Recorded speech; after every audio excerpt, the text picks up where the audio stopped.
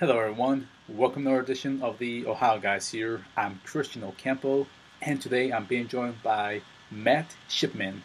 How are you doing, Hey, sir? sorry, I interrupted you. No, it's fine. That's the first question. How are you? Oh, I'm good. How are you? I'm doing well. Thank you for joining us for this interview. Yeah, of course. Thanks for having me. Yeah. So we're excited to ask you some of these questions. First of all, what is it like working in the industry today? The voiceover industry in general, or like the anime voiceover industry? Both, both. Both. Okay.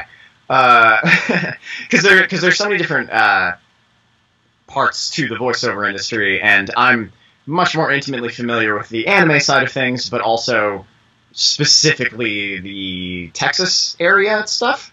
Um, because even in the anime voiceover world, there's a lot of differences. But it's not the easiest. The main like money anyone makes in voiceover will come from stuff like commercials or like American cartoons and stuff. Anime stuff is relatively cheap because it costs so much to license that like it would cost that much more to pay everyone like the same amount that people get paid to be on like Family Guy and stuff. It just wouldn't be sustainable. Um, but it's cool. As like an anime fan myself, I'm very glad to have been able to kind of step into that side of the voiceover world. But I would love to do more commercials and video games and stuff like that because one, I also like video games, but two, because video games and commercials pay more than I could do. I could get more money for the work I do. So, not to say that like I'm in any way ungrateful for the stuff that I have done. I just and I'm not like spiteful towards the companies that work on anime or anything. That's just like how it works. There's no way around it. So, but it's cool. It's competitive. It's a lot of people trying to do this, and I feel like the world of anime voiceover. There's a lot of people who are like, I really want to do that because I like this anime and I want to be in an anime, and it's like cool. That's sure. Like if that's your reason, fine. I don't know how far that'll get you on its own, but but it gets some people there. So I don't know. I just wanted to do it, so I did it. But it was never like I like anime a lot, so I'm going to do this. It was like, nah, voiceover seems like a cool job. But it's kind of a short overview of how it is in the world of voiceover right now. Summed up nicely. All right, so during your time in the industry, what is your favorite show you have worked on? uh, well, what's today? Well, okay. I mean, today doesn't matter because this will be uploaded at a later date. But at the time of this recording, if you don't mind me dating this, Don't mind. Darling in the Franxx just finished in English, and I don't know if it's just because that's the most recent thing I worked on that I liked a lot, but I kind of feel like it's not just that. I kind of feel like that was a really, really special project. But Darling in the Franxx, I'd say. It not only was it a show that had it's like a Trigger and A1 Pictures collaboration thing, but it's a Trigger show also. It's a Trigger and A1 Pictures show. And I really like a lot of their previous work and the work of people who were working on this show. They worked on shows like Evangelion and Gurren Lagann and Aka 7 and like Gundam Build Fighters and all this stuff that I really, really loved. And it's just a really, really good show. And Clifford Chapin, the dub director, wanted us to take it in a very like serious and personal direction with the acting, a little less like over the top anime, like anime usually is. And so it felt special just working on it too. But because those shows that those people who worked on Franxx meant so much to me, that one meant a lot going into it. And now, like half a year later, having done it, I'm like, oh, that's my favorite thing I've ever worked on. They got some great art style. I'll give them that. The art is beautiful. All right, another question, and here's a little tip to the head to media blasters.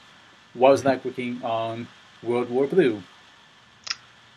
World War Blue was a fun little project. It was only 3 episodes, and I don't know if you know anything about it, but the concept, for anyone listening, the concept of World War Blue is it's basically like Talia, where countries are personified into human characters, except it's video games, and it's, instead of being like World War II, it is the Nintendo Sega war from like the 80s of like trying to win the video game market. And so the main character is, that's who I play. His name is Gear. He is a guy with spiky blue hair who runs really fast. I bet you can guess what game franchise that's supposed to be. So it's basically like, I don't know, it's this silly thing. It only got 3 episodes. The story continues after that in like the manga form, but for the dub, because it was so short, we wanted to make sure it was funny and memorable. So we got our friend Chris Yosi, who is a video game connoisseur, to write the scripts, and he wrote in so many references to all of the franchises that are involved in that, or a reference in that. So like, I think my first cue in that show was, I gotta go fast. Which, like, it's great. You know, because there's Sonic, there's Zelda, there's Mario, there's like Tetris, there's like weird columns and stuff, like Bubble Bobble, so many different old video games. It's so funny. So that was a fun one to work on because the script was so silly and I had to take it seriously, but at the same time, we did it a little tongue-in-cheek because we wanted it to appeal to people who hadn't seen it before and are like, what is this thing? Oh, it's like a funny thing where they make references to a million video games. I like video games. That was fun. Instead of like, wow, that was 3 episodes and I started to get invested in the story and now it's over, just like so many anime nowadays. And I was, I think I was credited as like script supervisor or something on that, and that was basically me just making sure that what Chris was writing could work as a anime script, because there's a lot of stuff that goes into that. And he had not written an anime script before, but all of the like dialogue is his words. I didn't really have anything to do with that. I basically just made sure, I was basically like, is this gonna work? No, you should change that, or hey, this is all great. And so I had my hand in 2 parts of that one. It was fun. All right. Next question. Now we're going to be transitioning to the Funimation shows. What was that working on Galactic? Galactic was really fun. Galactic was probably, before Frank's, I would have said Galactic was my favorite project to work on. And it was also the first Funimation project I worked on, which is, I'm incredibly grateful to have been the lead in my first Funimation show. But that was something that I worked on before I lived in Texas, when I had originally lived in New York. I auditioned from home, and when I booked the part, they were like, hey, we need you to come down here for, I think the quoted amount of hours it was going to take to record that character for 24 episodes was 120 hours of work. And like, usually what you're quoted is like, it's like, that's how much you're going to get paid. You're going to get paid for this amount of hours. This is what our like calculator tells us, or how long it tells us it should take you. But like, if you know what you're doing, it's going to take you less time than that. So we finished in like 75 hours or something like that. But that's of work. So I didn't live in Texas. I had to fly down to Texas and just work like 10 to 6, Monday, Tuesday, Wednesday, Thursday, Friday. And that's like, what, 35 hours or something like that? And then I flew back home for a week. And then I flew back to Texas again and worked 10 to 6, Monday, Tuesday, Wednesday, Thursday, Friday. And that's 75 hours, so it's about, 35 hours, so that's like 70 hours at that point. And then I came back again to do like one final thing. And then right before the show was released, by the time I lived in Texas, I came in and did a couple of pickups for it. But like, it was kind of a whirlwind, because I came into town and just like Frank's, my buddy Cliff Chapin is the one who's directing it, and I just crashed on his couch, well, an air mattress. I crashed in his living room on an air mattress the entire week. The dude had to host me Which, like, I'm sure was stressful for him to be like, he couldn't get away from me those whole like 3 weeks I was here. But it was really fun because I think it's the only dub that I worked on at Funimation that wasn't a simuldub. So it was like, cool, we just finished episode 1 and it's 3 o'clock. We still got 3 hours until we have to leave. Let's move to episode 2, which doesn't happen in simuldubs. You finish an episode, you leave, you come back the next week and do that episode. So that was fun. But it was mostly just fun because it was a show that I knew about since it came out, like in 2011, I think. I want to say I watched the first few episodes of it and I was like, this is cute. And I got distracted by college work and I didn't watch it. But everyone told me it was good. And years later to have then worked on that was crazy. And it was a really cute story. It's like a romance story. And I got to work with my buddy on it. And a bunch of my friends got to be in it, like Erica Mendez and Lucian Dodge, and Adam Rowe and Brittany Lotta, of course. Like all these people who at the time, and at this point only me and Brittany out of all those people do live in Texas, but none of them lived in Texas at the time. So that was like such a weird, not a weird thing, but such a cool thing from Funimation, really just from Cliff, to cast all those people from out of town to come in and do it. And I feel like it made it a cool, unique show, I guess. Unique cast. Yeah, definitely. So, fun one. Yeah, you don't always get those. Yeah. Yeah, a lot of times you're like, oh, cool, it's the same cast as this other show because it has a similar premise. I like the way you put it. That's funny. All right, another show, and since you already mentioned this one, what was it like working on Darling in the Franxx? Yeah, it's kind of funny. I know I've said stuff about it already. We just got now to the question about Franxx, and I've already talked about it twice. It was great. It was fantastic.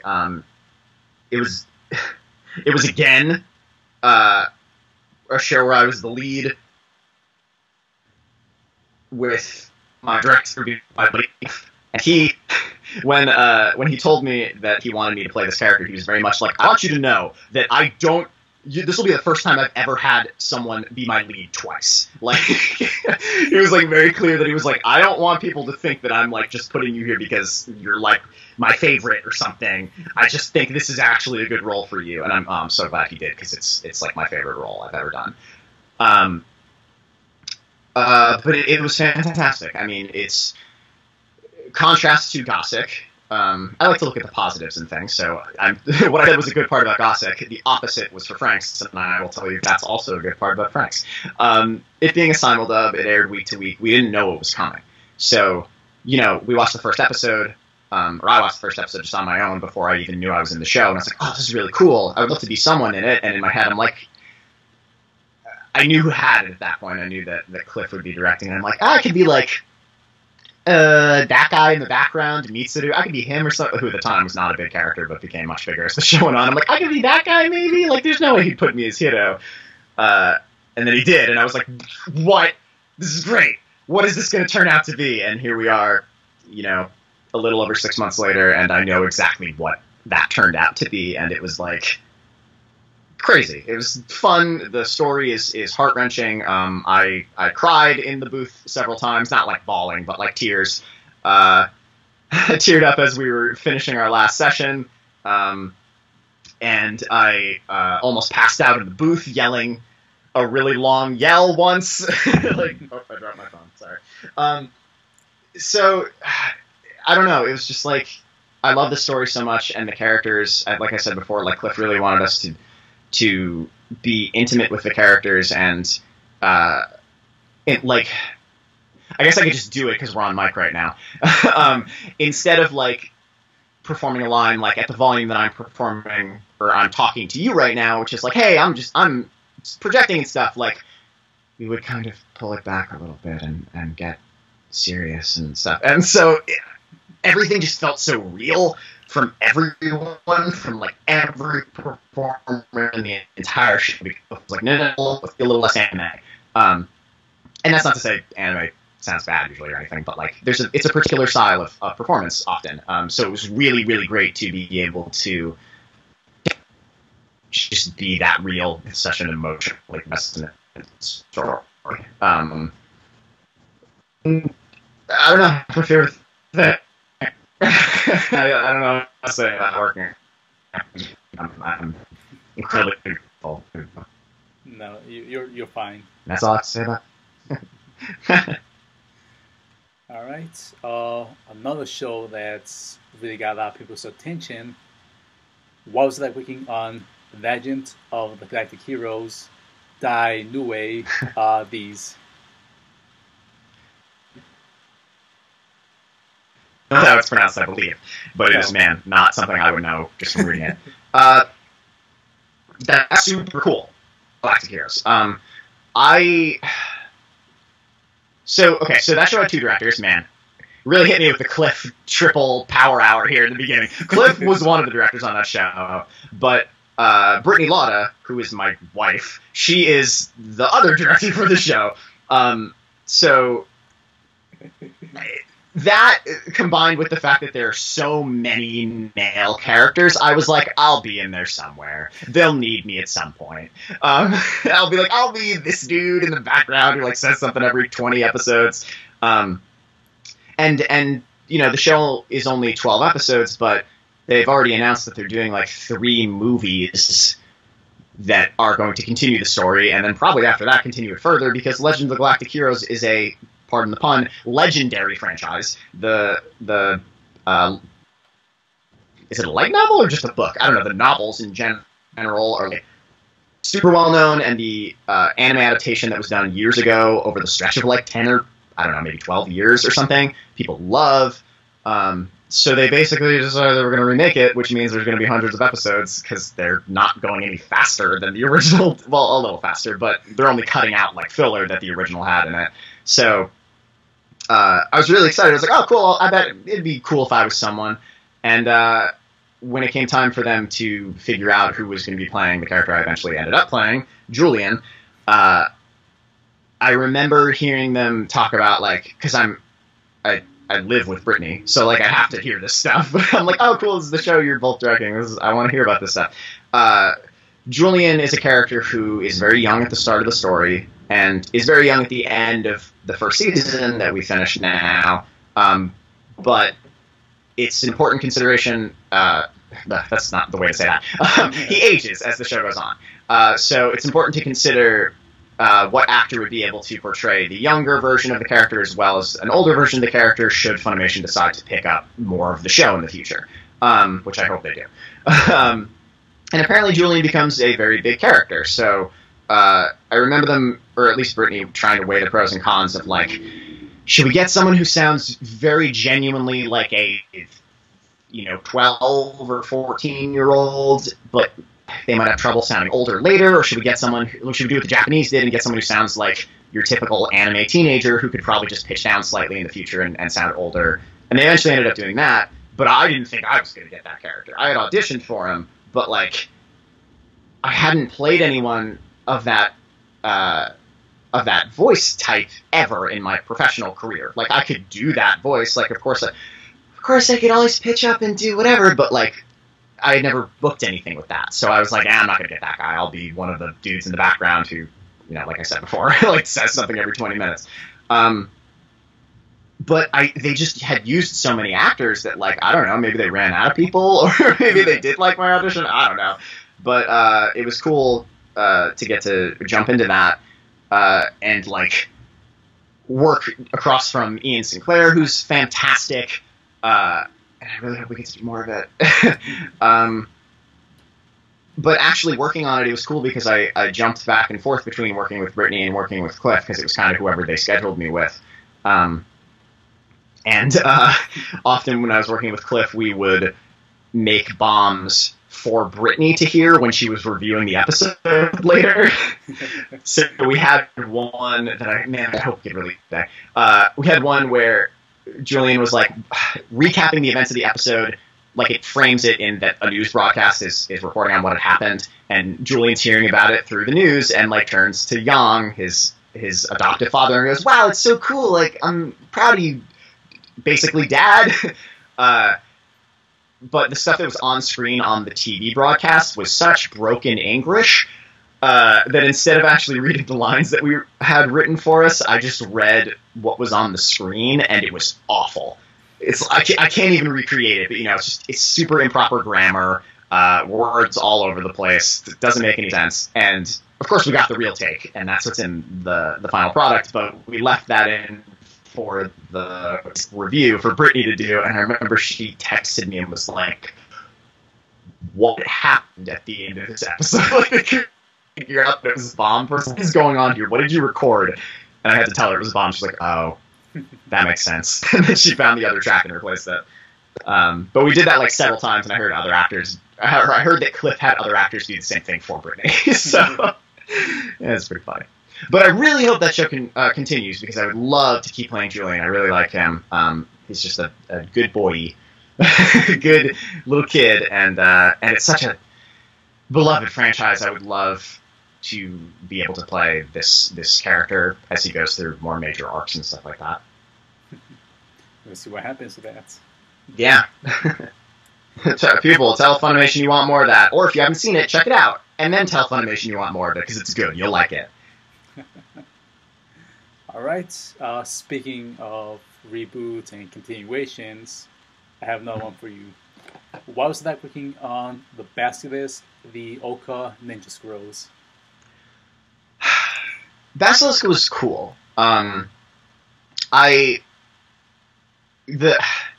was a little confusing because I didn't watch the first season of Basilisk, so I had to have my director, Tyler Walker, walk me through it pretty much every episode.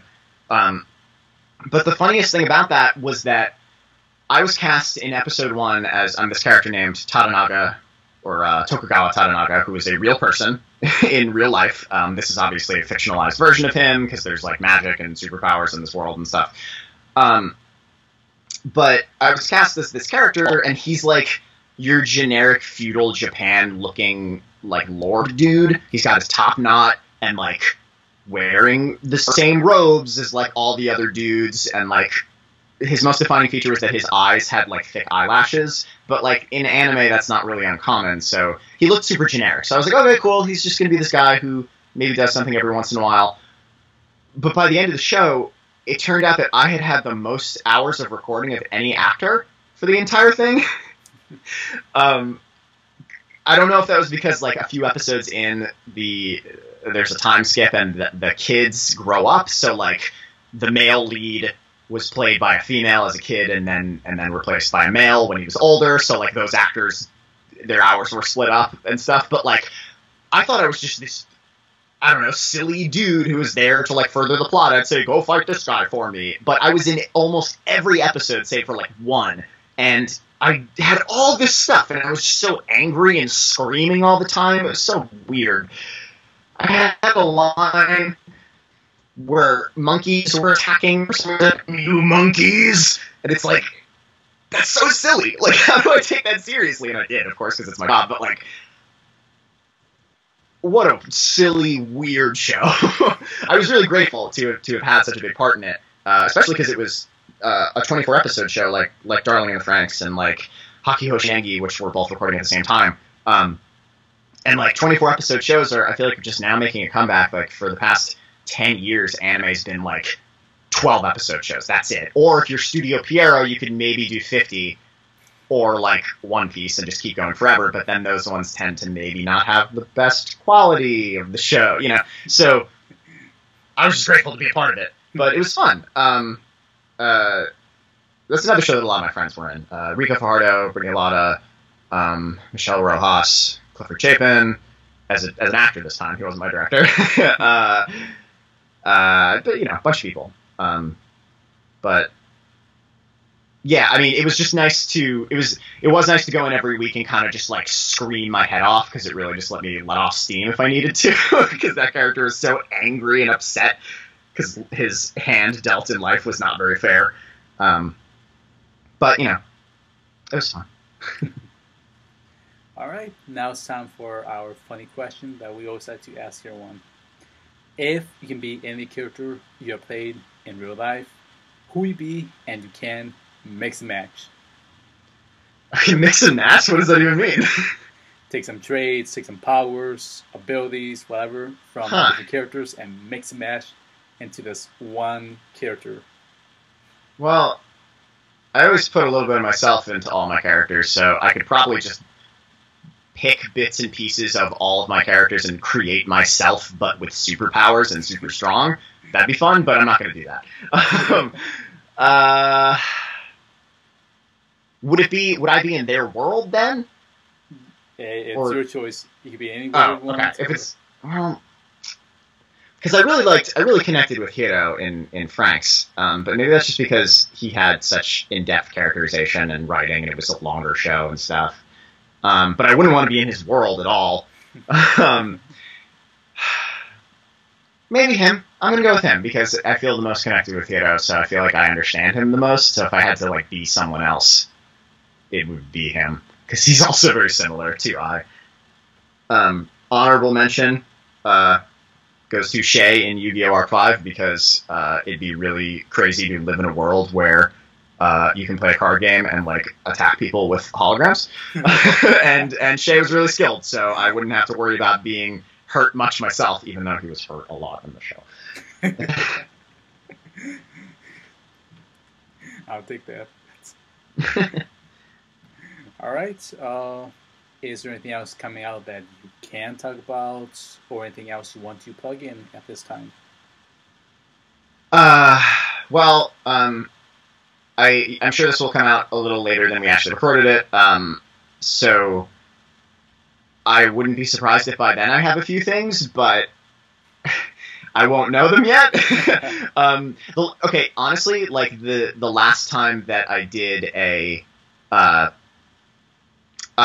interview with someone like this, they asked me that question, and they were like, "Is there anything you have coming up?" And I'm like, "No, but I don't know. That could change by the time this comes out." And by the time that came out, I had booked Julian in Legend of Galactic Heroes. So I was like, and it was out, and you could hear it. So I was like, "What?"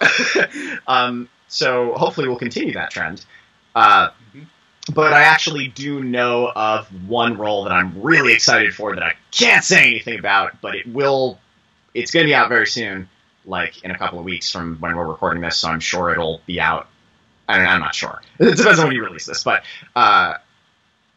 people will probably know what I'm talking about by the time this is released. It's a very big show, and I'm really excited about it. So, other than that, though, no. So hopefully I'll book more stuff to keep the trend going. All right. Now we can... Go ahead. Oh, sorry. I just realized you also asked if there's anything I wanted to plug or anything. Yeah, but basically, I mean, just like my Twitter is the place I stream of conscious, throw stupid tweets up on, and talk about voiceover and anime and stuff. That's at Matt Shipman VO. I have a Facebook page too. It really isn't anything. It's mostly just my Twitter stuff regurgitated onto there, but feel free to like that if you prefer Facebook, because you'll still get the same content. And I'm on Instagram now. I think I'm just Matt Shipman. I don't know. Let me check that. Okay. I got my phone right here. What's my name? How do I see my handle? I think it's just Matt Shipman. But it's the one with my face. There's a picture of me wearing the exact same thing as Julian from Galactic Heroes in it, like posed next to him. So if you have to search through stuff, that's the one. But that's all I have to plug. Okay. Well, you already covered the social media questions, so kind of takes care of that. Right. All right. Well, I thank you for your time for this interview. The Ohio guys really appreciate you making the time for us. Yeah, thanks, man. I enjoyed it. And thank you to our viewers for tuning in to an episode of the Ohio guys here. Thank you all. We will all see you next time. I'm Christian. I'm Matt. And we'll see you next time. Bye, everyone.